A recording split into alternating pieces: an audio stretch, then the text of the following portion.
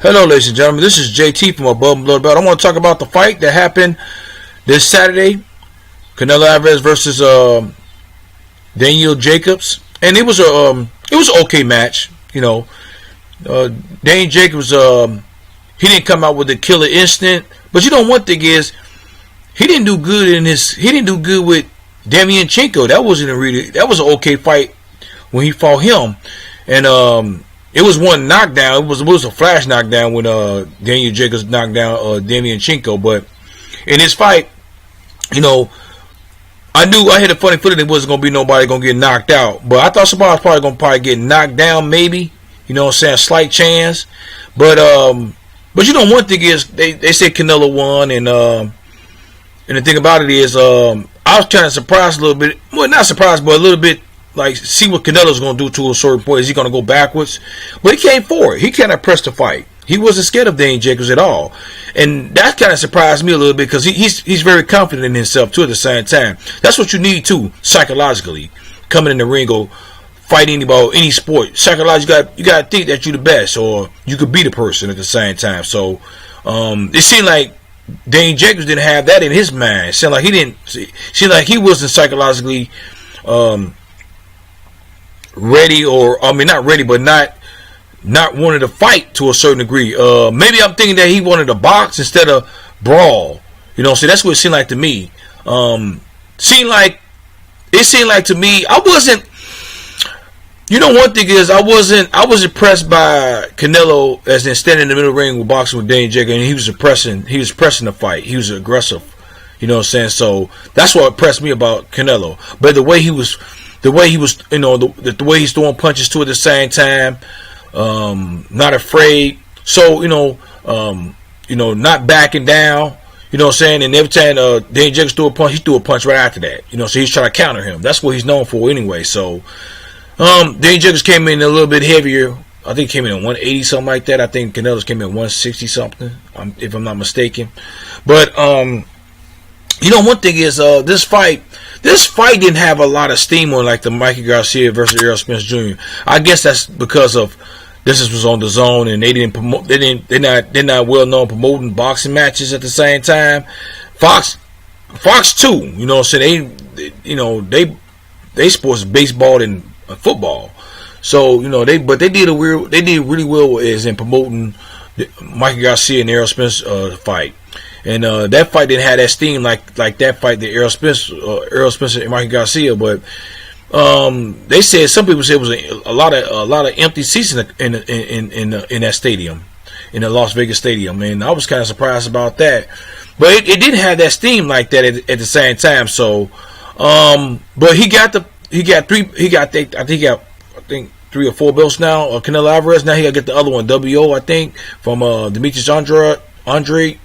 So hopefully that fight will be. I don't think it's gonna be next for Canelo. I think it might be Triple G, or maybe I don't know. It might be somebody else, but I don't think Demetrius is gonna fight Canelo Alvarez right now because he's got a fight right now in front of him, Demetrius Andre.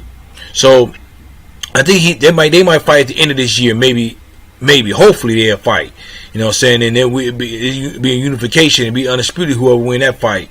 But Daniel Jacobs, man, came in with the wrong game plan. Or if he was gonna come in with that game plan, he should have threw more punches and he should have threw more power punches. He threw pity pat punches at the same time. I don't think he was trying to. And if he was trying to go for the knockout, he didn't. It seemed like he wasn't trying to go for the knockout. He just trying. It seemed like he was trying to stay safe. Trying to, afraid of Canelo Alvarez. I don't know why he was doing that because Canelo Alvarez haven't knocked out. When the last time he knocked out an elite fighter? And the thing about it is, next time that how Daniel Jacobs was talking a lot. It seemed like, and both of them was talking, but that was the reason why Canelo was talking, because Daniel Jacobs was talking. I'm thinking he was hearing what he was talking about, the judges, and so he gonna knock him out, and what happened in the weigh in and stuff like that. It was all kind of stuff that Jacob was doing and trying to get on his skin. And then Daniel Hoyer say, I think he seen Daniel Jacobs was kind of scared, which I didn't see that, but maybe it was, maybe it not. But it didn't seem like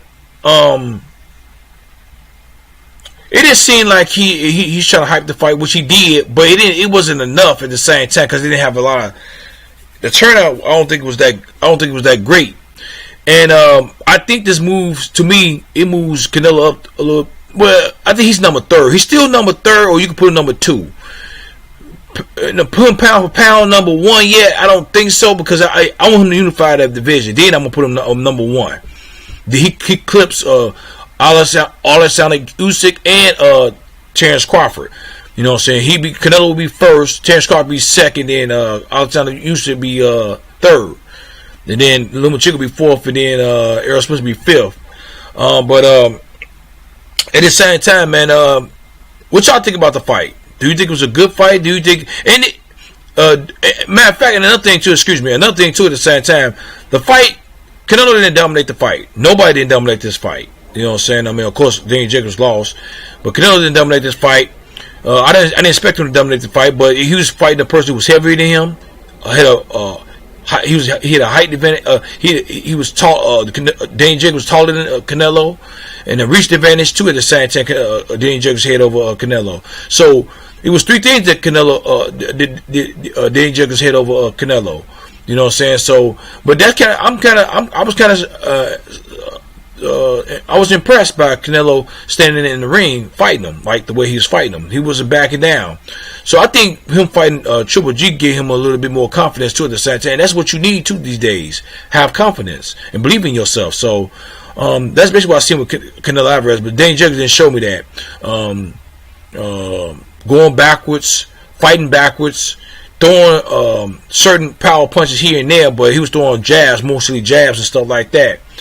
And you know, you don't, and you got to sway the judges the other way around, but he didn't do that. So at the same time, I gave the fight. Some people say they scored the fight 7-5 or 8-4, something like that for Canelo Alvarez. So at the same time, man, what y'all think about the fight? Like I said, you know, do you think it was a good fight? Do you think it was the fight could have been better? Do you think it could have been promoted better than what it was? And leave a comment at the bottom of my page. Subscribe to my page. Like my page. Hit the notification bell for new videos from me. This is JT from Above Below the Belt. Bye bye.